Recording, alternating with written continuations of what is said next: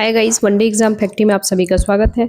Guys, आज हम लोग देखेंगे ज्योग्राफी से रिलेटेड जो भी चर्चा में रहा है न्यूज़, ठीक है। ये पूरा हम लोग कंप्लीट करेंगे। इन्वायरमेंट इकोलॉजी का ये लास्ट पार्ट होगा या फिर इसके एक और पार्ट रखेंगे, यानी ये कंप्लीट है। इसके पहले जो है 8 वीडियो जो है हम लोग already one day exam factory channel पे अपलोड कर चुके हैं, ठीक है। आप गूगल में जा करके, गूगल कह रहे हैं, गूगल पे भी सर्च कर सकते हैं एंड यूट्यूब पे जा करके चेक कर सकते हैं। वनडे एग्जाम फैक्ट्री FACTURY ऐसे डालिएगा, आ जाएगा। इसके अलावा आर्ट एंड कल्चर PT 365 का, प्लस पॉलिटी एंड गवर्नेंस, ठीक है।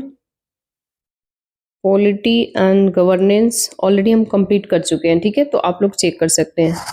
तो ज़्यादा समय के लिए नहीं करेंगे, देन हम लोग स्टार्ट करते हैं। ज्योग्राफी क्यों जो ज्योग्राफी का पोर्शन चर्चा में है उस पर हम लोग डिस्कशन करेंगे, ठीक है। कह रहे हैं कि अल नीनो और ला नीनो ये क्यों चर्चा में रहा है, क्योंकि संयुक्त राज्य अमेरिका की एक संस्था, उस संस्था है national ocean and atmospheric administration के अकॉर्डिंग प्रशांत महासागर में अल नीनो परिस्थितियां समाप्त हो गई है, ठीक है। इसकी जगह क्या है, तो अल नीनो दक्षिण दोलन यानी कि ENSO के तट चरण ले लिया है, और ये प्रशांत महासागर में अल नीनो परिस्थिति 2023 के मध्य विद्यमान थी, ठीक है। इसलिए ये चर्चा में। अब हम लोग जानेंगे कि आखिर ये जो ENSO जो है ये क्या है, ठीक है। तो ENSO अन्य संबंधित तथ्य है, जो फैक्ट है उस पे हम लोग देखेंगे। तो कह रहे ENSO जो है ये समय समय पर घटित होने वाला जलवायु पैटर्न है, और मध्य और पूर्वी उष्णकटिबंधीय प्रशांत महासागर में जल के तापमान में परिवर्तन हो जाता है, ठीक है। ENSO जो है ये परिघटना 2 से 7 वर्ष के अनियमित अंतराल पर घटता रहता है, ठीक है। अल नीनो गर्म चरण और ला नीनो ठंडा चरण ENSO चक्र के चरम चरण है। इन दो चरणों के बीच एक तीसरा चरण भी होता है, जैसे कि ENSO तटस्थ चरण हो जाता है। तटस्थ चरण में अक्सर उष्णकटिबंधीय प्रशांत महासागर का समुद्री सतह तापमान औसत तापमान के निकट हो जाता है, ठीक है। तो यहाँ आप जैसे कि पिक्चर में आप देख सकते हैं सामान्य वर्षा, ठीक है। यहाँ देख सकते हैं विषुवतीय पौने गर्म जल और जल को अपने साथ बाहर ले आती है। यहाँ पे आप देख सकते हैं दक्षिण अमेरिका के तट पर ठंडे जल की यहाँ पे ऑलरेडी ठंडा जल है, ठीक है। और ये प्रशांत महासागर विषुवत रेखा इक्वेटर के पास जो आप देख सकते हैं ये साउथ वाले पोर्शन है, और यहाँ से ये जब यहाँ ठंडी हवा जब यहाँ जाती है प्रशांत महासागर विषुवत इक्वेटर के पास, ठीक है, तो यहाँ पे काफ़ी गर्म क्षेत्र है, और यहाँ से फिर नमी जो है वो काफ़ी जो यहाँ ठंडा जो हवा होता है यहाँ पे आकर के विषुवत रेखा के पास ये काफ़ी यहाँ पे ऑलरेडी सूरज के प्रकाश जो है काफ़ी यहाँ पड़ता है इक्वेटर के पास, और यहाँ से भाप बन करके मतलब आप समझ सकते हैं कि आसमान में जाता है, और फिर वो बादल के तौर पे वो कन्वर्ट होकर के फिर बारिश वगैरह होता है, जल अपने साथ बहा कर ले आता है, ठीक है। तो आप ऐसे देख सकते हैं, यहाँ पे पिक्चर में दिखाया गया है। यहाँ पे देखिए अल नीनो वर्ष, ठीक है, देख सकते हैं कमजोर पूर्वी पौने हैं, यहाँ पे गर्म शीत ऋतु वर्षा है। यहाँ पे ये आप देख सकते हैं, यहाँ पे ये जो पोर्शन है ये नॉर्थ अमेरिका का साउथ वाला पोर्शन यहाँ पे बताया गया है। प्रशांत महासागर विषुवतीय रेखा, ठीक है, इक्वेटर के पास आप देख सकते हैं ये साउथ प्रशांत महासागर हो गया, और गर्म जल गति करते हुए दक्षिण अमेरिका तक पहुंच जाता है, ठीक है। नेक्स्ट हम लोग देखेंगे अल नीनो के बारे में। तो ये घटना जो है मध्य और पूर्वी उष्णकटिबंधीय प्रशांत महासागर में सतह गर्म हो जाती है, और औसत जो है SST से अधिक तापमान हो जाता है। अल नीनो को क्राइस्ट चाइल्ड भी कहा जाता है। इसके प्रभाव की बात करें, इफेक्ट से, इसके इफेक्ट क्या क्या हो सकते हैं, तो ये जो है इसके कारण से भारतीय उपमहाद्वीप में मानसून में बहुत कम वर्षा होती है, ठीक है। यानी कि जब भारत में कम वर्षा होती है तो जिससे फसल जो है अच्छे पैदावार नहीं हो सकते हैं, ठीक है। इसके कारण दक्षिण अमेरिका में वर्षा होती है, क्योंकि यहाँ पे आप देख सकते हैं कि ये गर्म जल जो है यहाँ आकर के आप देख सकते हैं गर्म जल गति करते हुए दक्षिण अमेरिका तक पहुंच जाता है, जिसके कारण यहाँ भारी वर्षा होता है। यहाँ आपको यहाँ पे देख लीजिए, ये पिक्चर में ऑलरेडी क्लियर दिखाया गया, ठीक है। नेक्स्ट हम लोग देखेंगे, कह रहे हैं कि इस परिघटना के मध्य पूर्वी उष्णकटिबंधीय प्रशांत महासागर सतह गर्म हो जाती है, और ये SST के अधिक तापमान हो जाता है। अल नीनो क्राइस्ट चाइल्ड भी कहा जाता है इसे। इसके इफ़ेक्ट के कारण भारतीय उपमहाद्वीप में मानसून में बहुत कम वर्षा होती है, जिसके कारण दक्षिण अमेरिका में वर्षा होती है।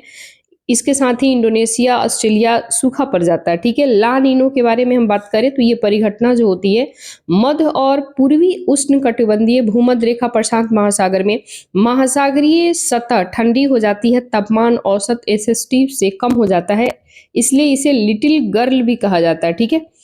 इसके इफ़ेक्ट क्या-क्या हो सकते हैं? तो प्रभाव अल नीनो परिघटना से विपरीत होता है। इसके कारण भारतीय उपमहाद्वीप में बेहतर मानसून होता है, औसत से अधिक वर्षा होती है और सर्दियों में ठंडा भी अधिक पड़ता है। किसके कारण? ला नीनो के कारण, ठीक है?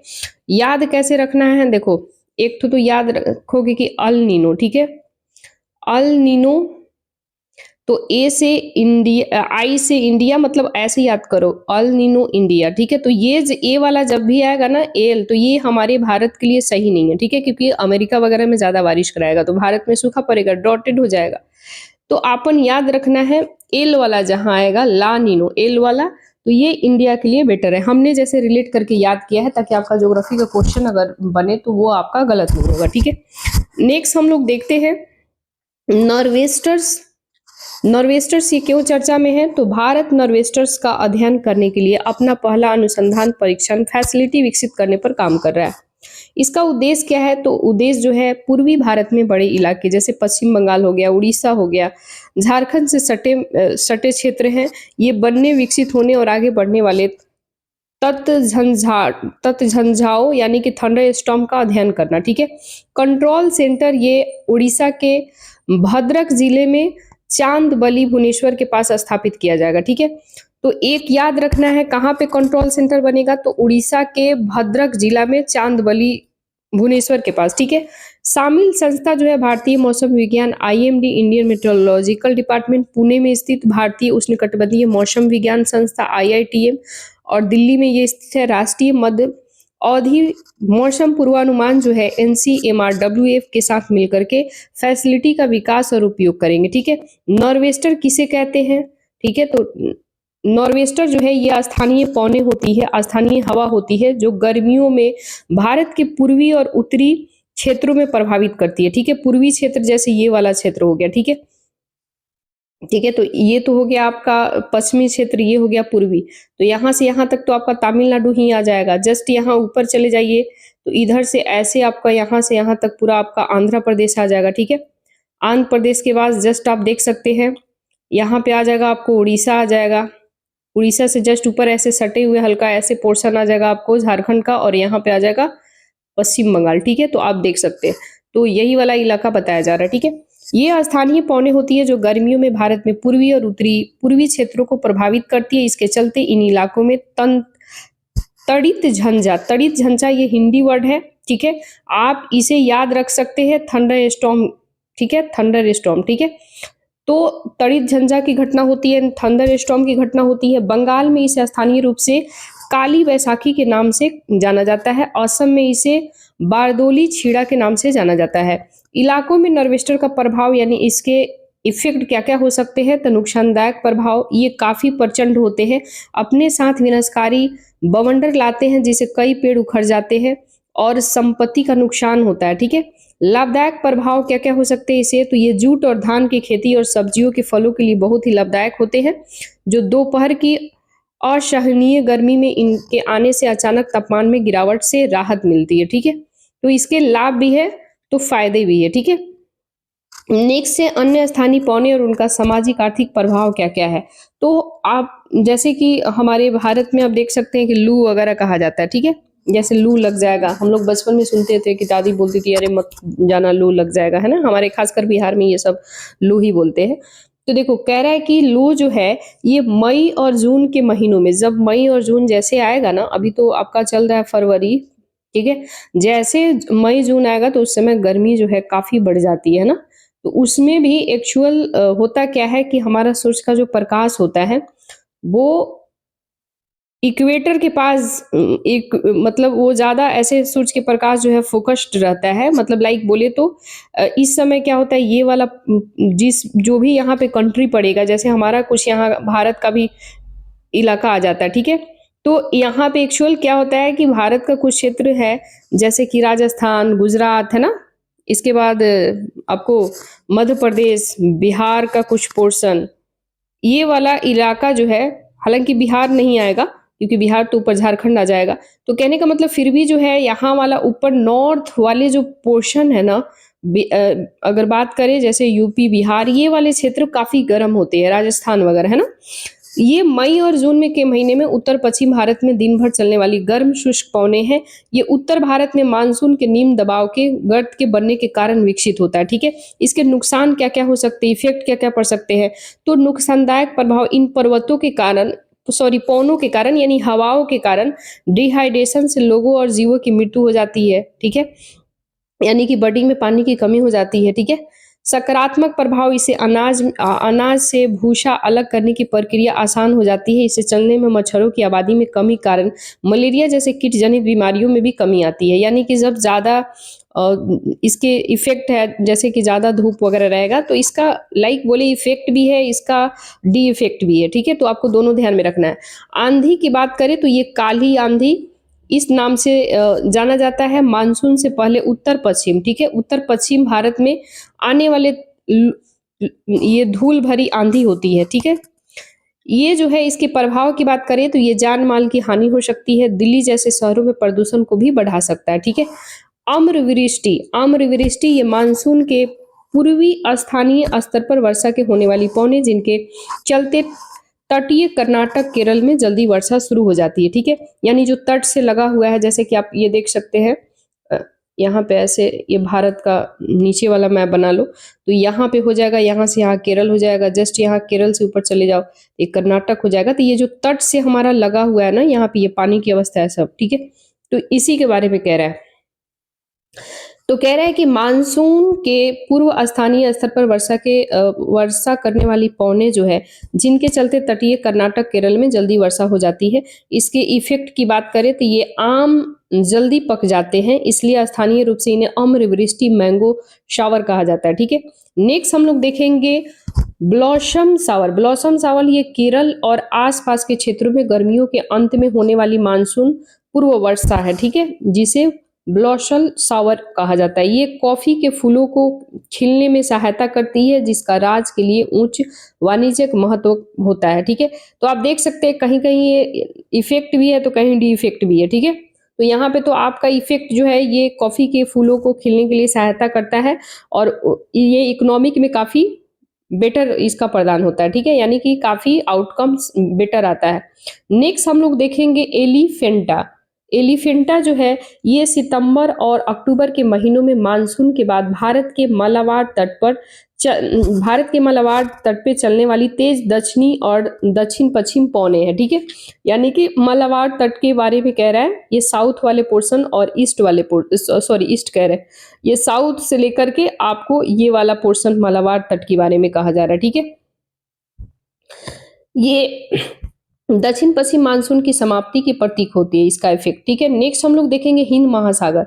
हिंद महासागर से समुद्र की भीतर की संरचना यानी कि under sea features in Indian ocean, ठीक है, क्यों चर्चा में है तो हाल ही में हिंद महासागर में एक सी माउंट और दो रिज के नाम से, यानी कि सी माउंट और दो रिज, ठीक है, एक दो रिज और दूसरा है एक सी माउंट और दूसरा है दो रिज के नाम से अशोक सी माउंट और चंद्रगुप्त रिज, कल्पत रिज रखा गया है। इन नामों को इंटरनेशनल हाइड्रोग्राफिक ऑर्गेनाइजेशन और यूनेस्को के अंतर सरकारी समुद्र विज्ञान आयोग में मंजूरी दिया गया है। ये संरचनाएं जो है हिंद महासागर दक्षिण पश्चिम भारतीय रिज के समीप है। इनकी खोज राष्ट्रीय ध्रुवीय और समुद्री अनुसंधान केंद्र ने किया है, ठीक है। समुद्र के भीतर संरचनाओं का नामांकन की बात करें, नामांकन तो प्रादेशिक समुद्र के बाहर, ठीक है, वैयक्तिक एजेंसियों समुद्रों के भीतर के अनाम संरचना के लिए नाम प्रस्तावित कर सकते हैं। ये प्रस्ताव IHO के 2013 के दिशा निर्देश standardization of the under sea features name का पालन करते हुए किया जा सकता है। किसी संरचना का नामकरण करने के से पहले उसे विशेषता, विस्तार, अवस्थिति की पहचान किया जाना चाहिए। IHO की sub committee on under sea features names जो है ये प्रस्ताव को समीक्षा करता है, ठीक है। प्रादेशिक समुद्र के भीतर अपने प्रादेशिक समुद्र में संरचनाओं का नाम प्रस्तावित करने वाले राष्ट्रीय प्राधिकरण को IHO के 2013 के दिशा निर्देश का पालन करना होता है। ठीक है, कह रहे हैं कि IHO और IOC दोनों में क्या दोनों के बारे में अगर बातें करें तो IHO जो है इंटरनेशनल हाइड्रोग्राफिक ऑर्गेनाइजेशन है। ये 1921 में स्थापित किया गया था। संयुक्त राष्ट्र में पर्यवेक्षक का दर्जा प्राप्त है इसे। ये 100 सदस्य वाला एक अंतर सरकारी निकाय है। ठीक है, एक अंतर सरकारी निकाय निकाय है जिसमें भारत भी इसका सदस्य है। ठीक है, हाइड्रोग्राफी की बात करें और नॉटिकल हाइड्रोग्राफी और नॉटिकल चार्ट बनाने के संबंध में इसे सक्षम अंतर्राष्ट्रीय प्राधिकरण के रूप में मान्यता प्राप्त है। 1921 में इसके गठन के बाद IHO का सचिवालय जो है ये संचालय मोनाको के द्वारा किया जा रहा था। ठीक है, भारतीय नौसेना के अंतर्गत भारतीय नौसेना हाइड्रोग्राफिक विभाग के द्वारा भारत में हाइड्रोग्राफिक सर्वेक्षण नॉटिकल नॉटिकल चार्ट बनाने के लिए नोडल एजेंसी है। ठीक है, दूसरा हम लोग देखेंगे IOC। तो IOC क्या है? ये जो है इंटर गवर्नमेंटल ओशिनोग्राफी कमीशन है। ठीक है, यानी कि अंतर सरकारी समुद्री विज्ञान आयोग है जिसकी स्थापना 1961 में हुआ था। ये विशेष काम करता है समुद्र विज्ञान के क्षेत्र में अंतर्राष्ट्रीय सहयोग को बढ़ावा देता है। और GEBCO ये general bathymetric chart of the oceans है। बैथीमेट्रिक डेटा जो है एक एकत्र करने के लिए यानी कलेक्ट करने के लिए महासागरों का मानचित्रण के लिए IHO और ISO की संयुक्त परियोजना है। ये दोनों का IHO का और ISO का दोनों का ज्वाइंट परियोजना है। ये नामों से सामान्य संरचना प्रकारों और एक डिजिटल गजेटियर बनाए रखने उपलब्ध करता है। ठीक है, नेक्स्ट हम लोग देखेंगे जियो पार्क। जियो पार्क क्यों चर्चा में है भाई? तो ये यूनेस्को ने हाल ही में 18 नए जियो पार्क को ग्लोबल जियो पार्क में शामिल करने को मंजूरी दिया है। इसके साथ ही अब जियो पार्क की कुल संख्या 213 हो गया है। सभी जियो पार्क 48 देशों में स्थित है। GGN हाल ही में शामिल किए गए कुछ प्रमुख जियो पार्क निम्नलिखित है। कौन कौन है? Land of excellence volcanoes Poland में है। यहाँ पे पैलियोजोइक और सेनियोजोइक महाकाव्य के ज्वालामुखियों के विशिष्ट अवशेष प्राप्त हुए हैं। ठीक है, नेक्स्ट है इम्पैक्ट क्रेटर झील। ये कहाँ है? फिनलैंड में है। तो इम्पैक्ट क्रेटर झील जो है फिनलैंड में है। ये यूरोप की सबसे बड़ी इम्पैक्ट क्रेटर झील है। ये 78 मिलियन वर्ष पहले उल्कापिंड के पृथ्वी से टकराने से बना हुआ था। उबेराबा जो है ये ब्राजील में स्थित है। ये लैंड ऑफ जायंट्स भी कहते हैं। ये उपनाम इसके पार्क की जीवाश्म विज्ञान जुड़ी हुई समृद्ध विरासत को प्रदर्शित करता है। फिर GGN जो है यानी कि ग्लोबल जियो पार्क नेटवर्क, इसके बारे में हम लोग देखेंगे। तो ये क्या है? एक गैर लाभकारी अंतर्राष्ट्रीय संगठन है। आधिकारिक तौर पर इसकी स्थापना 2014 में किया गया था। GGN यानी कि ग्लोबल जियो पार्क नेटवर्क की स्थापना यूनेस्को के तत्वाधान में विकसित किया गया एक अंतर्राष्ट्रीय क्या साझेदारी के रूप में किया गया है। ग्लोबल जियो पार्क के बीच नेटवर्किंग के सहयोग के एक महत्वपूर्ण घटक है। यूनेस्को के ग्लोबल जियो पार्क के बारे में अगर हम लोग बातें करें तो इसकी उत्पत्ति जो है लगभग 1990 के दशक में हुआ था, लेकिन UGGPS की स्थापना 2015 में जाकर के हुआ था। UGGP के बारे में हम बातें करें तो एक एकल एकीकृत भौगोलिक क्षेत्र है जहां अंतर्राष्ट्रीय महत्व के भूवैज्ञानिक परिदृश्यों को संरक्षण, शिक्षा और संधारणीय विकास को समग्र रूप से प्रबंधित किया जाता है। प्रबंधन की बात करें यानी इसके मैनेजमेंट की बात करें तो जियो पार्क का प्रबंधन राष्ट्रीय कानून के तहत गठित वैधानिक संस्था के द्वारा किया जाता है। जियो पार्क का दर्जा स्थानीय नहीं होता है। ये दर्जा जो है 4 साल के अवधि के लिए दिया जाता है। इस अवधि के बाद जियो पार्क का फिर से मूल्यांकन किया जाता है। अनिवार्य नेटवर्किंग की बात करें तो UGGPS के लिए ग्लोबल जियो पार्क नेटवर्क की सदस्यता अनिवार्य है। ये इंपॉर्टेंट क्यों है? तो UGGPS जो है यानी कि ये जो है एक स्थानीय समुदाय के भीतर अपने क्षेत्रों के बारे में गर्व की भावना पैदा करता है और ये क्षेत्र के लिए उनकी पहचान को मजबूत बनाता है। जियो टूरिज्म को बढ़ावा देकर के राजस्व के नए स्रोतों का सृजन हो सकता है इससे। नेक्स्ट हम लोग देखेंगे सुर्खियों में रही शब्दावलियां अवधारणा। ठीक है, यानी कि terms concept in the news. ठीक है, बेस फेलो क्या है? तो बेस फेलो क्यों चर्चा में है? हाल ही के अध्ययन में ये पता चला है कि ये प्रकाश डाला गया है कि प्रायद्वीपीय भारत में नदी जनित बाढ़ के लिए वर्षा और मिट्टी की नमी की तुलना में बेस फेलो अधिक जिम्मेदार है। ठीक है, बेस फेलो के बारे में हम बात करें तो एक प्रकार की जलधारा है। इस तरह के जलधारा का निर्माण वर्षा के कारण होता है और इस तरह के वर्षा जल मृदा से रिसकर नीचे आ जाता है और वही जल अत्यंत मृदा से होते हुए नदी में मिलता है। भूजल की पानी जब ऊपर बढ़ता है तो नदिया के तल पहुंच जाता है और भूजल नदियों के जल में जा मिलता है, जिससे नदी के जल की मात्रा बढ़ जाती है। सरल शब्दों में कहे तो नदी में भूजल के प्रवाह को ही आमतौर पर बेस फ्लो कहा जाता है। ठीक है, यानी कि नदी में भूजल के प्रवाह को, ठीक है, ऊंच ऊंच बेस फ्लो वाले जल ग्रहण क्षेत्रों में जल्दी जल्दी कम समय अंतराल पर वर्षा चलते तीव्र सतही जल प्रवाह की संभावना बढ़ जाती है। बेस फ्लो को प्रभावित करने वाले सरकार सॉरी बेस फ्लो को प्रभावित करने वाले कारक भूमि स्थलाकृति, मिट्टी, प्राकृतिक भूमि उपयोग पैटर्न, जलवायु परिवर्तन होता है। बेस फ्लो का पर्यावरणीय महत्व की बात करें तो गाद संचय में कमी होता है, नदी के प्रभाव और परिस्थिति का तंत्र को बनाए रखना, पानी की गुणवत्ता बनाए रखना, ये सब इसकी यानी इफेक्ट है। ठीक है, यानी कि इसके गुड इफेक्ट है ये सारा। Equatorial plasma bubbles, equatorial plasma bubbles क्यों चर्चा में है तो भारतीय भूचुंबकत्व संस्था के द्वारा हाल ही में किए गए एक अध्ययन में ज्वालामुखी से इक्वेटोरियल प्लाज्मा बबल निर्माण के बारे में पता चला है। ठीक है, तो हम लोग देखेंगे कि ये क्या है। कह रहा है कि ईबीएसएस आमतौर पर एक भूमध्य सागरीय आयन मंडल इक्वेटोरियल आयनोस्फीयर में देखे जाते हैं। आयनोमंडलीय प्लाज्मा घनत्व में होने वाली कमी को दर्शाता है। ये मुख्य रूप से सूर्यास्त के बाद अवधि में बनते हैं। ज्वालामुखी उद्गार से प्रबल वायुमंडलीय गुरुत्वाकर्षण तरंगे उत्पन्न होती है और ये तरंगे इक्वेटोरियल प्लाज्मा बबल्स निर्माण सक्रिय रूप से यानी कि सक्रिय करती है।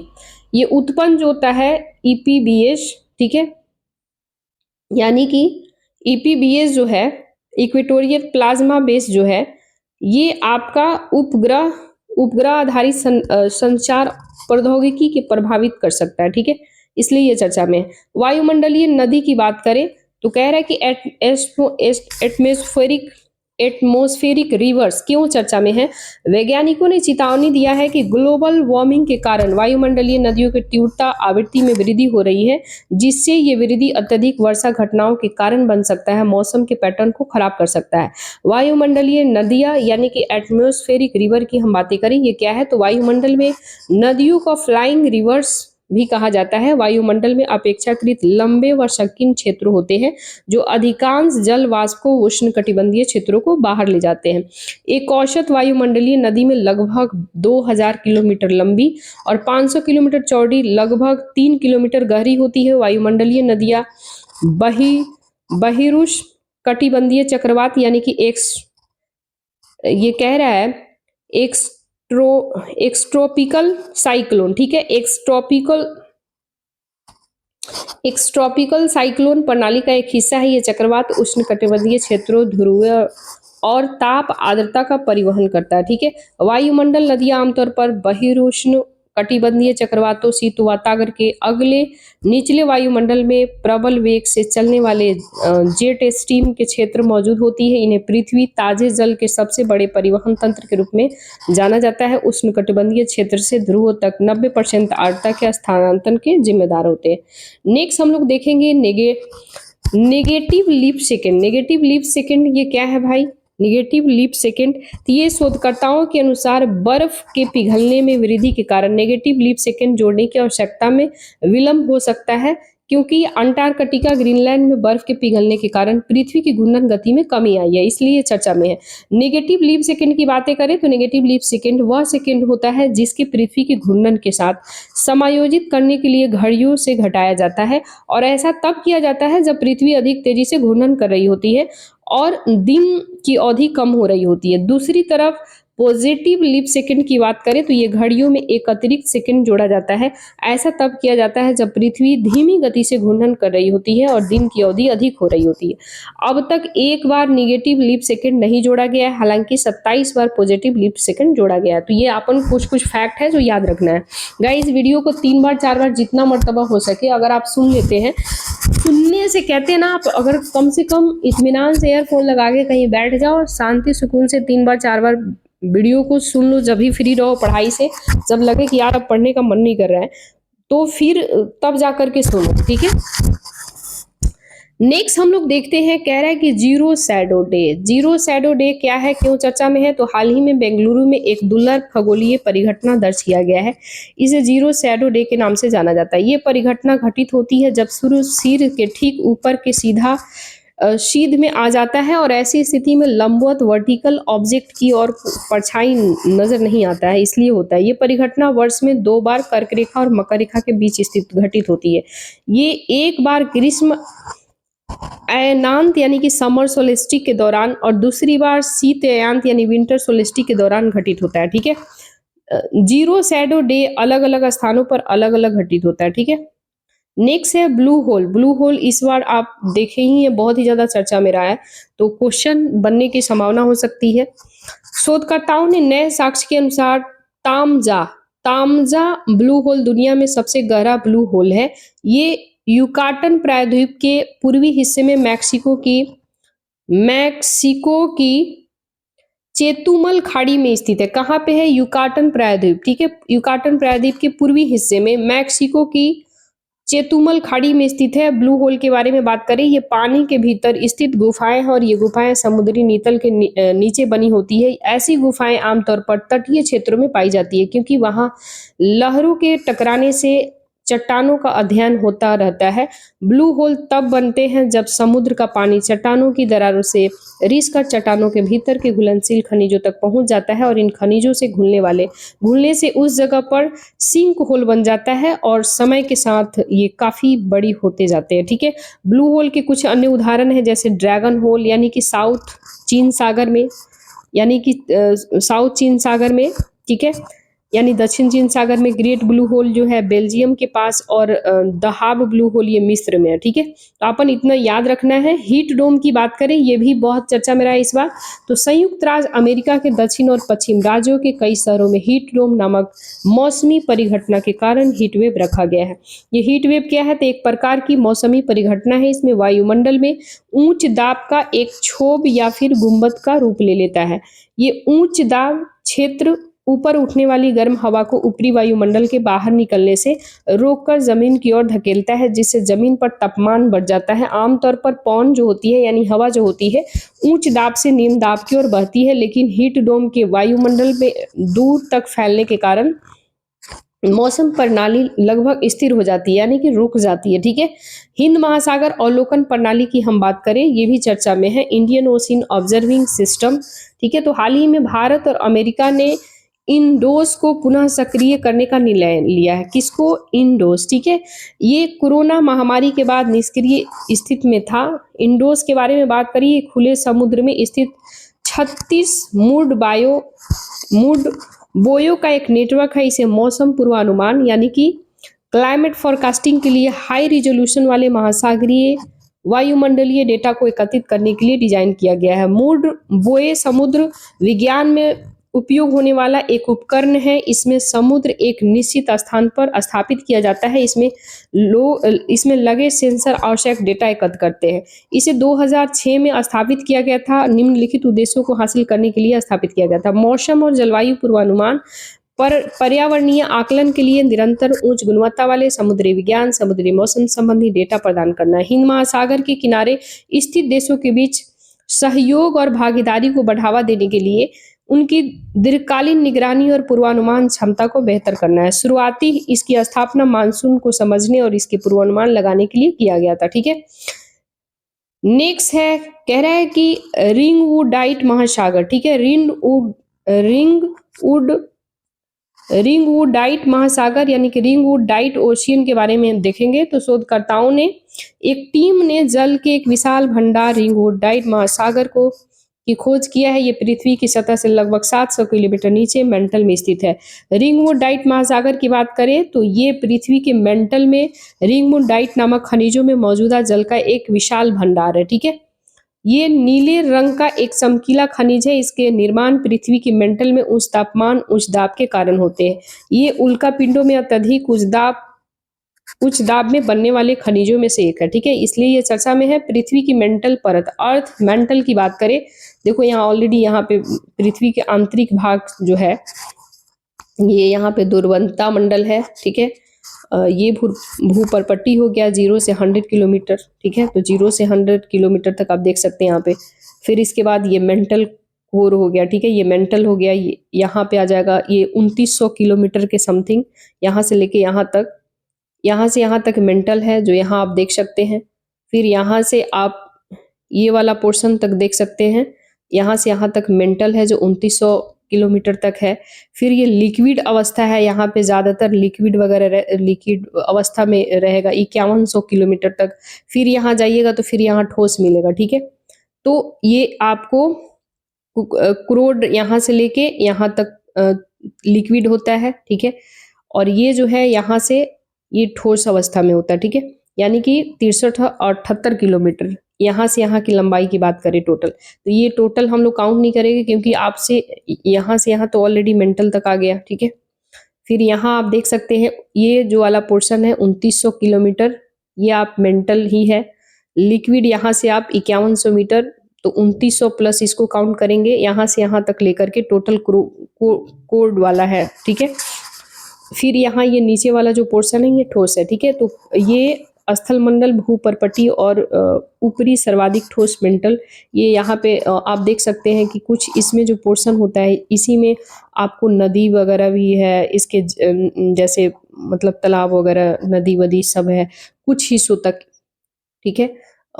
और यहाँ पे आप देख सकते हैं ये हमारा अर्थ हो गया, और अर्थ के थोड़ी सी हिस्से में हमारा यहाँ पे ये जो आप देख सकते हैं ये वाला जल वाला भाग हो गया, फिर अर्थ वाला भाग हो गया। फिर इसको इसके अंदर आप जैसे जैसे थोड़ा थोड़ा ये जाएंगे, हालांकि इसमें देखा जाए तो इसके लिए बहुत अंदर काफ़ी ज्योग्राफी में जाना पड़ेगा कि कैसे इसमें से लावा वगैरह कैसे निकलते हैं। फिर इसके बाद जो वोल्केनो वगैरह, फिर इसके बाद इसमें बहुत सारी चीज़ें रहती है हालांकि, ठीक है। इसके लिए पूरा अपन ज्योग्राफी की डिटेल जाना पड़ेगा तब पता चलेगा। हम लोग कभी ज्योग्राफी लेके आएंगे तो उसमें पूरा A to Z बेटर तरीके से हम लोग पढ़ेंगे ताकि A to Z समझ में आए, क्योंकि उसमें जो है आयरन वगैरह है, इसके बाद बहुत सारा चीज़ें नीफे है ना, बहुत सारा चीज़ें इसमें रहते हैं, बहुत सारे मिनरल्स होते हैं, कहाँ कहाँ पे कितना किलोमीटर तक मिनरल पाए जाते हैं, कहाँ तक क्या क्या होते हैं, वोल्केनो क्यों वो बाहर आता है तो उसका क्या क्या यूज होता है, क्या क्या प्रभाव हो सकते हैं। तो इसके लिए आपको पूरा ज्योग्राफी पढ़नी होगी। आप लोग NCERT तो पढ़ते ही होंगे, हालांकि हम ये सब चर्चा नहीं करेंगे अभी जो अर्थ, हालांकि आप लोग तो ऑलरेडी पढ़े होंगे, बट एक्चुअल क्या है कि अभी हम जो न्यूज़ में है काफ़ी वो हम लोग देख रहे हैं, तो वही देखें। पृथ्वी की मेंटल परत क्यों चर्चा में है, तो वैज्ञानिकों ने अमेरिका पोत यानी कि जाइडस रेजोल्यूशन का उपयोग किया है और अटलांटिक मैस्फिक से लगभग 1.2 किलोमीटर गहराई में ड्रिलिंग किया गया है, ठीक है। इससे पहले वैज्ञानिकों ने 201 मीटर गहराई तक ड्रिलिंग करने की सफल रहे थे, मात्र 201 किलोमीटर तक, ठीक है। प्रोग्राम ये ड्रिलिंग अंतर्राष्ट्रीय महासागर खोज कार्यक्रम के तहत किया गया था, भारत इसका फंडिंग भी भागीदारी है। पृथ्वी की मेंटल परत के बारे में बात करें तो मेंटल परत में सिलिकेट चट्टानों से निर्मित ये पृथ्वी के आयतन 80% तक पृथ्वी के आंतरिक संरचना में ये मध्य परत और सबसे ऊपरी परत भूपरपट्टी यानी जिसे क्रस्ट करते हैं, ठीक है। यहाँ पे आप देख सकते हैं ये क्रस्ट हो गया, क्रोड, मेंटल, यहाँ सब आपको मेंशन है, ठीक है। देखिए निचली परत को कोर के बीच स्थित इन्फोग्राफिक, इसमें आप देख सकते हैं मेंटल परत चट्टाने तक पहुंच आमतौर पर कठिन होता है क्योंकि महासागरीय नितल के कुछ जगहों पर इस चट्टानों तक पहुंचा जा सकता है, विशेषकर जहां पृथ्वी की टेक्टोनिक प्लेटें धीरे धीरे अलग होती है, ऐसी जगह अटलांटिक मैस्फिक है, ठीक है। तो कितना 201 किलोमीटर तक की इन्होंने ये ड्रिलिंग किया है, ठीक है। किसने किया है, तो अमेरिका के वैज्ञानिकों ने, ठीक है। भू संतुलन या फिर समस्थिति, ये जो है आइसोस्टेसी यानी कि भू संतुलन या फिर समस्थिति भी इसको कहते हैं। क्यों चर्चा में है, तो एक अध्ययन में भू संतुलन की वजह से पठारों और एक्सपेरिमेंट लंबी खड़ी ढलान जैसे कि नई स्थलाकृतियां निर्माण की व्याख्या किया गया है। भू संतुलन के बारे में बात करें तो भूपरपट्टी खंडों और मेंटलों के बीच संतुलन होता है। इसमें संतुलन स्थापित करने के लिए एक रेखा शामिल है जिस समुद्र तल से ऊपर की भूमि भार यानी कि द्रव्यमान और समुद्र तल से नीचे चट्टानों के द्वारा आधार प्राप्त करता है। ये कोई प्रक्रिया या बल नहीं है बल्कि भूपरपट्टी के अलग अलग मोटाई और खंडों के द्वारा एक प्राकृतिक समायोजन है जो गुरुत्वाकर्षण को भी बनाए रखता है। भू संतुलन द्रव्यमान में संतुलन बनाए रखने के ऊर्जा का उपयोग किया जाता है, क्योंकि बर्फ की चादरों का क्षरण और साधन ज्वालामुखी जैसी प्रक्रिया भू संतुलन को बिगाड़ सकती है। नेक्स्ट चर्चा में है पृथ्वी का चुंबकीय क्षेत्र यानी कि अर्थ मैग्नेटिक फील्ड। क्यों चर्चा में है? तो साउथ अफ्रीका जो है, साउथ अफ्रीका, दक्षिण अफ्रीका और ब्राजील के प्राचीन चट्टानों पर किए गए शोध से पता चला है एडियाक्रम कल्प यानी कि एडियाक्रम पीरियड के दौरान पृथ्वी का चुंबकीय क्षेत्र कमजोर हो गया था और ये लगभग 635 मिलियन से 541 मिलियन वर्ष पूर्व के विद्वान था। ठीक है, ये हम लोग पृथ्वी का चुंबकीय क्षेत्र के बारे में बात करें तो पृथ्वी एक विशाल चुंबकीय क्षेत्र से घिरा हुआ है जो चुंबक मंडल यानी कि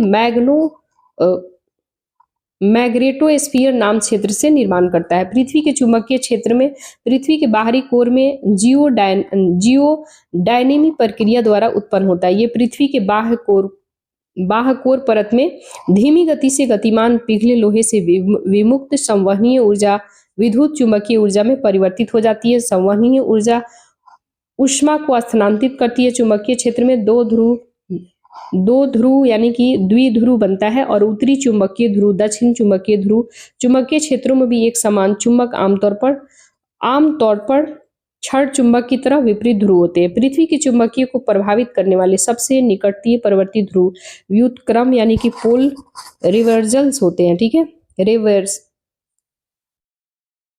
रिवर्सल्स। ठीक है, पोल्स रिवर्सल्स। नेक्स्ट है चुंबकीय ध्रुव के बारे में बात करें, व्युत्क्रमण के बारे में। तो पृथ्वी के चुंबकीय क्षेत्र में उत्पन्न करने वाले बलों में लगातार बदलाव हो रहे हैं जिसके कारण चुंबकीय क्षेत्र की प्रबलता में परिवर्तन हो रहा है। इसी के कारण पृथ्वी की उत्तरी और दक्षिणी चुंबकीय ध्रुव की अवस्थिति धीरे धीरे बदलती है, यहाँ तक कि ध्रुवीय अवस्थिति प्रत्येक लगभग यानी कि 3 लाख वर्षों में पूरी तरह से बदल जाएगी। ठीक है, कितना? 3 लाख। ध्रुव व्युत्पन्न के दौरान चुंबकीय क्षेत्र कमजोर हो जाता है लेकिन पूरी तरह से विलुप्त नहीं होता। ठीक है, ठंडा लावा यानी कि कोल्ड लावा क्यों चर्चा में है? तो हाल ही में फिलीपींस में माउंट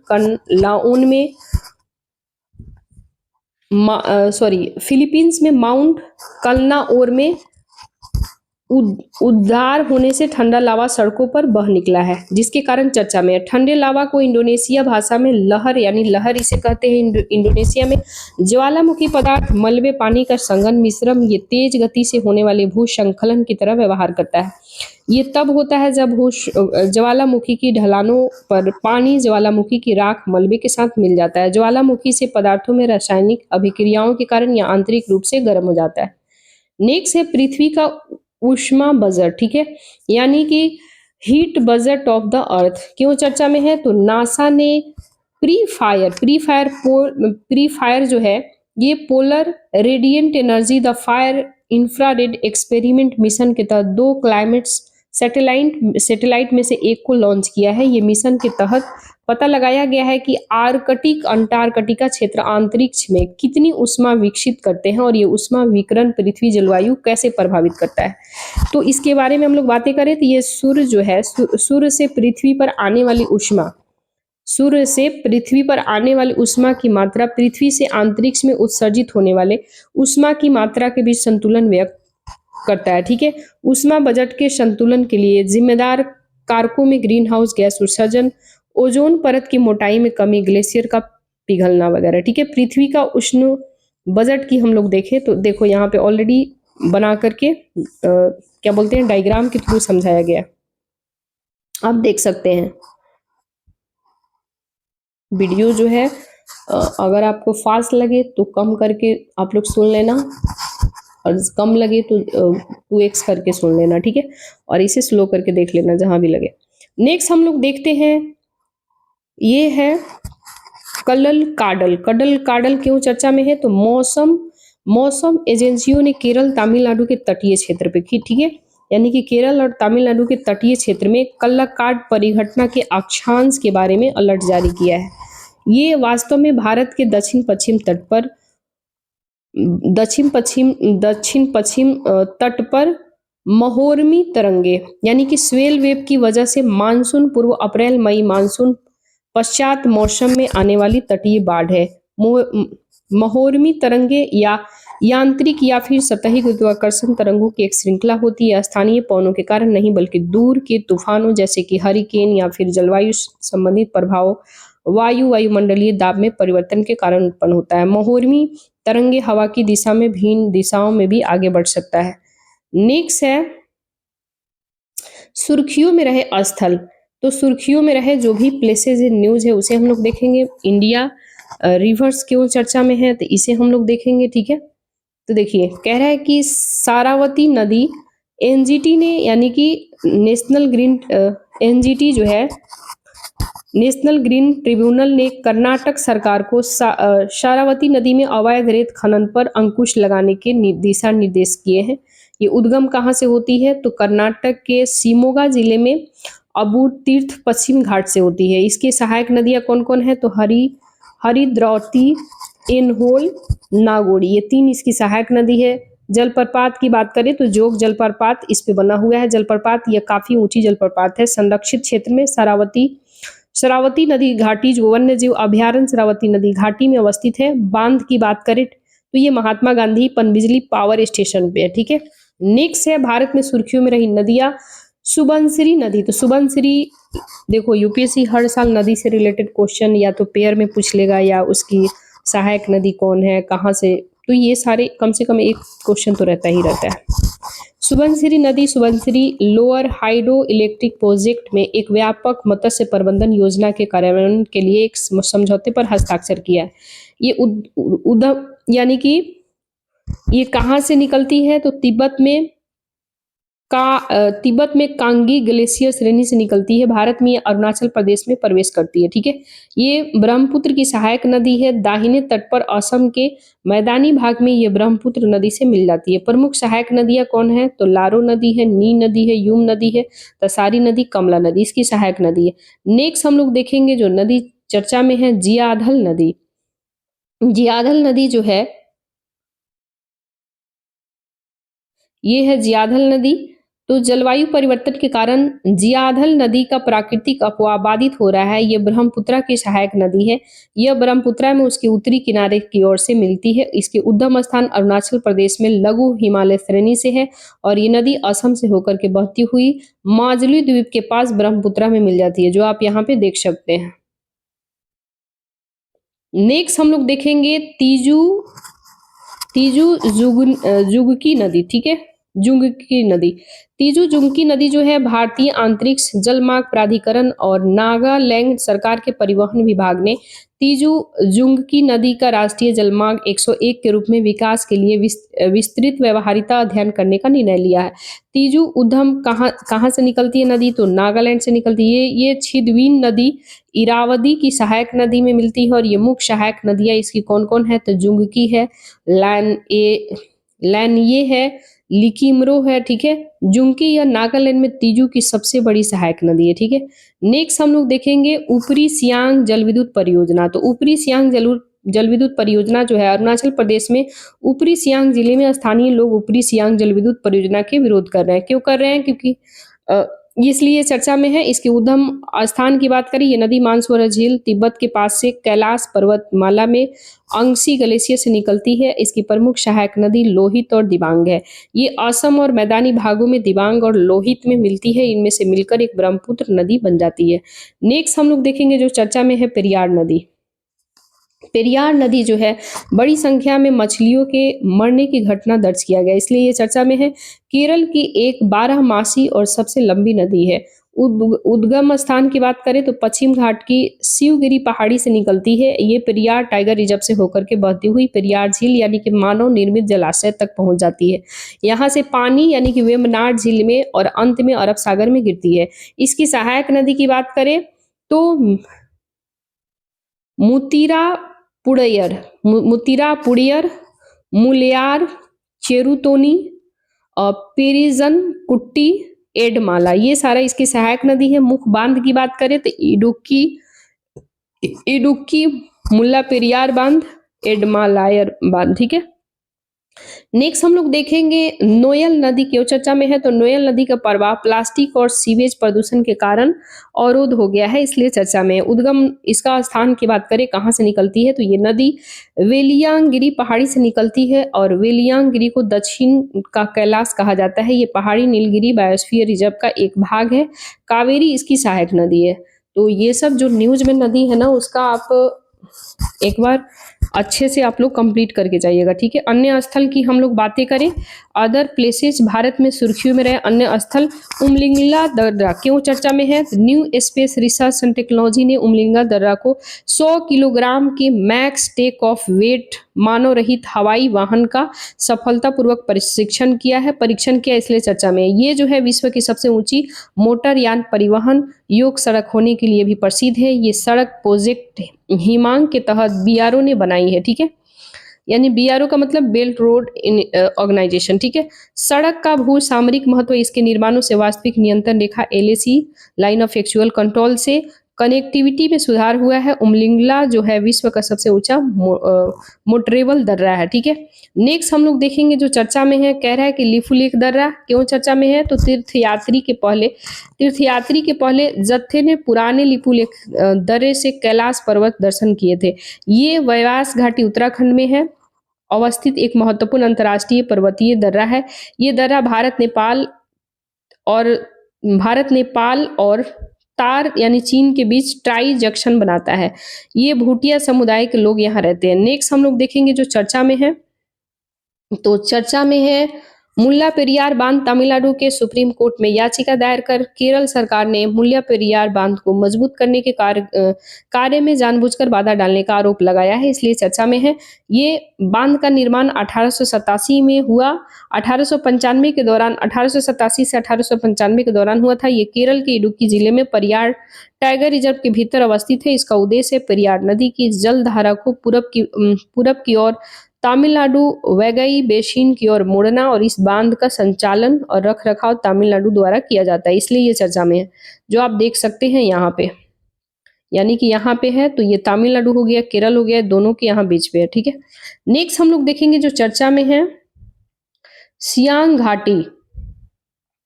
सियांग घाटी भारतीय शोधकर्ताओं ने सियांग घाटी यानी कि पैरा पैरा पैरा पैराट्रेचिना नीला नामक नीले रंग की चींटियों की एक नई प्रजाति की खोज किया है। ये मुख्य रूप से अरुणाचल प्रदेश में अवस्थित है। ये रहा अरुणाचल प्रदेश, ठीक है, यहाँ से यहाँ तक जो पीला वाला पोर्शन देख रहे हैं। ये पूर्वी हिमाचल जैव विविधता हॉटस्पॉट का हिस्सा है। जनजाति समुदाय यहाँ कौन कौन पाई जाती है, तो नईसी जनजाति, ठीक है, जनजाति मिलती है यहाँ पे नईसी। नेक्स्ट है पोमेनेड समुद्र, ठीक है, प्रोमेनेड समुद्र तट पुडुचेरी में है, ठीक है, जो आप यहाँ देख सकते हैं, ठीक है। ये क्यों चर्चा में है, तो प्लैंकटन क्रैश यानी कि प्लवकों की मृत्यु की वजह से समुद्र तट का पानी लाल दिखने लगा, इसलिए ये चर्चा में है। नेक्स्ट हम लोग देखेंगे अंतर्राष्ट्रीय इंटरनेशनल यानी कि जल निकाय वाटर बॉडीज क्यों चर्चा में है। अंतर्राष्ट्रीय सुर्खियों में रहे जल निकाय, ठीक है। तो सीन नदी जो है पेरिस की मेयर ने ओलंपिक खेलों से पहले सीन नदी को स्वच्छता को दिखाने के लिए इसमें डुबकी लगाई है और यहाँ फ्रांस की दूसरी सबसे लंबी नदी है। फ्रांस की सबसे लंबी नदी लोयर है, ये इंग्लिश चैनल में मिलती है, ठीक है। नेक्स्ट नदी जो है नर्वा नदी क्यों चर्चा में है, तो इस रूस और एस्टोनिया के बीच एक नया विवाद आरंभ हो गया है। इसको थोड़ा ऐसे कर दे, देखिए रूस और एस्टोनिया के बीच एक नया विवाद आरंभ हो गया है। ये विवाद जो है नर्वा नदी नजदीक रूस और एस्टोनिया की सीमा को चिन्हित करने वाले नेविगेशन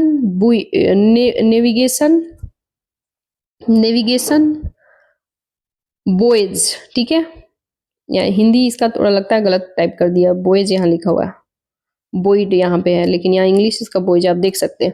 हिंदी हो सकता है टाइपिंग में गलत हो गया हो। तो ये रूस के द्वारा हटाने के कारण शुरू हुआ है। दूसरा नदी जो है यूराल नदी, ये बर्फ पिघलने के कारण यूराल नदी का जल स्तर बढ़ गया है, इसलिए चर्चा में है। ये नदी यूराल पर्वत से निकलती है और कैस्पियन सागर में जाकर के मिलती है। वोल्गा नदी, ये डेन्यूब नदी के बाद ये यूरोप की तीसरी सबसे लंबी नदी है। अरल सागर क्यों चर्चा में है, तो अरल सागर के सूखने से बने रेगिस्तान ने मध्य एशिया को अधिक धूल भरी जगह बना दिया, इसलिए ये चर्चा में है, ठीक है। नेक्स्ट हम लोग देखेंगे नील नदी। तो नील नदी जो है ये नदी बेसिन के जल संसाधनों के न्यायसंगत उपयोग पर संपन्न समझौता लागू हो गया है, इसलिए चर्चा में है। ये 9 देश के द्वारा वार्ता हुआ है, जिसमें बुरुंडी है, कांगो है, मिस्र है, इथोपिया है, केन्या है, रवांडा है, सूडान है, तंजानिया, युगांडा। ठीक है। नील नदी विश्व की सबसे लंबी नदी है। ये विक्टोरिया झील के जल स्रोत वाली धाराओं से उत्पन्न होती है। ये भूमध्य सागर में मिल जाती है। इसकी 2 मुख्य सहायक नदी कौन कौन है? तो श्वेत नील नदी और बुरुंडी। रवांडा से निकलती है और नीली नील और इथोपिया से निकलती है। ठीक है। नेक्स्ट जो है नदी, नेक्स्ट जो न्यूज है, हम्बोल्ट या फिर ला कोरोना ग्लेशियर, ये क्यों चर्चा में है? तो वेनेजुएला के हम्बोल्ट ला कोरोना नामक आखिरी आखिरी ग्लेशियर का आकार इतना सिकुड़ गया है कि वह अब ग्लेशियर कहलाने के मानदंडों पर खड़ा नहीं उतरा है, इसलिए ये चर्चा में है। ठीक है, याद रखना है। नेक्स्ट हम लोग देखेंगे कोरी झील, इसमें जल का स्तर सामान्य से नीचे चला गया है, जिसके कारण झील के जल तापमान के अत्यधिक बढ़ोतरी हो गया, इसलिए चर्चा में है।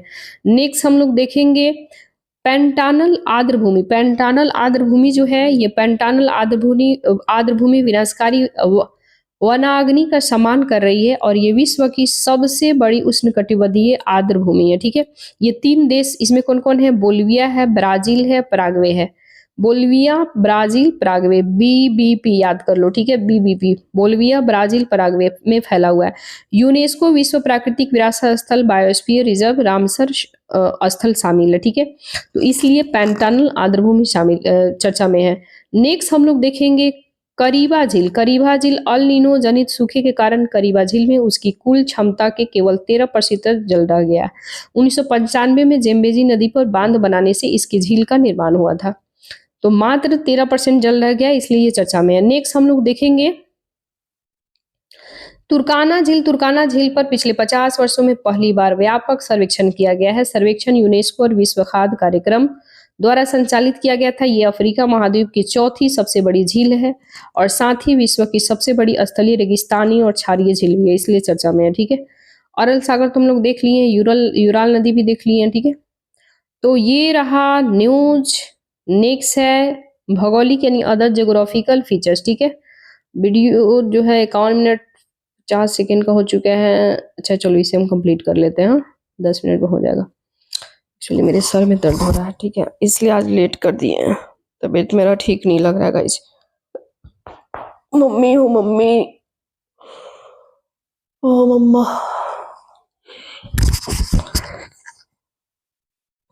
अन्य भौगोलिक क्षेत्र की हम लोग बातें करें, अंतर्राष्ट्रीय सुर्खियों में रहे भौगोलिक क्षेत्र, ज्योग्राफिकल फीचर्स। अफार ट्रायंगल जो भूवैज्ञानिकों ने अफार ट्रायंगल पर एक नए महासागर के उभरने की संभावना व्यक्त किया है। ठीक है, ये ग्रेटर रिफ्ट वैली का सबसे उत्तरी भाग है। ये पृथ्वी और सबसे अधिक भूवैज्ञानिक रूप से सक्रिय क्षेत्रों में है। एक न्यूबियन, सोमाली और अरेबियन प्लेट्स आपस में अभिसरण यानी कि कन्वर्जेज करती है, इसलिए चर्चा में है। नेक्स्ट है बाटागे या फिर बाटागाइका क्रेटर। ये बाटागे क्रेटर के नए हवाई फुटेज जारी किए गए हैं। ठीक है, बटागे जो है क्रेटर एक नए हवाई फुटेज जारी किए गए हैं। इनसे पता चलता है कि ये क्रेटर जो है जमीन बर्फ के पिघलने के साथ हर साल बढ़ रहा है, इसलिए चर्चा में है। इसे गेटवे टू अंडरवर्ल्ड या फिर डोरवे टू हेल के नाम से जाना जाता है। ये दुनिया का सबसे बड़ा प्लेटफॉर्म क्रेटर है। ठीक है, नेक्स्ट हम लोग देखेंगे अटाकामा मरुस्थल। अटाकामा मरुस्थल जो है शोधकर्ताओं को अटाकामा मरुस्थल में 13 फीट, कितना 13 फीट नीचे चरम स्थितियों में रहने वाले सूक्ष्म जीवों का बायोस्फीयर मिला है, इसलिए चर्चा में है। ये इंडीज पर्वत और प्रशांत महासागर के बीच अवस्थित है। ठीक है, नेक्स्ट हम लोग देखेंगे अटाकामा फ्लैट नमक का मैदान। ठीक है, ये शोधकर्ताओं ने अटाकामा सॉल्ट फ्लैट के अध्ययनों में पाया है कि चिली का Atacama salt flat lithium brine निकालने के कारण धंसता जा रहा है, जिसलिए चर्चा में है। इसे सालार डी अटाकामा के नाम से जाना जाता है। ये चिली की सबसे बड़ा नमक निक्षेप है। ठीक है, तो आप देख सकते हैं इसे। नेक्स्ट हम लोग देखेंगे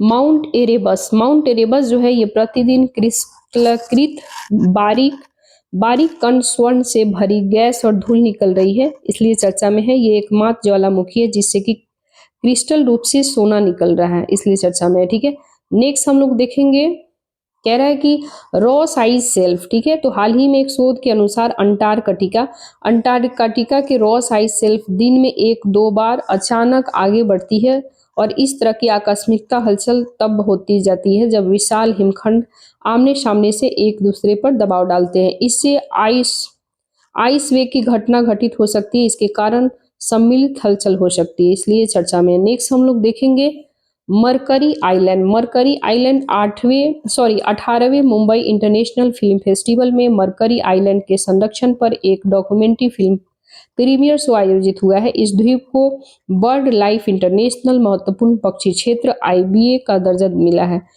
न्यूजीलैंड में भी मरकरी आइलैंड नामक द्वीपों का एक समूह है। तो आप ध्यान में रखना है कि मरकरी जो है न्यूजीलैंड में भी मरकरी नाम से आइलैंड नामक एक द्वीप है, और ये अपना मुंबई में भी है। तो अपन ध्यान रखना है न्यूज में जो रहा है। नेक्स्ट हम लोग देखेंगे अंटार्कटिका। ये जलवायु संकट के कारण अंटार्कटिका प्रायद्वीप में वृक्ष आवरण में वृद्धि हो रही है, ग्रीन ऑफ अंटार्कटिका में, इसलिए चर्चा में है।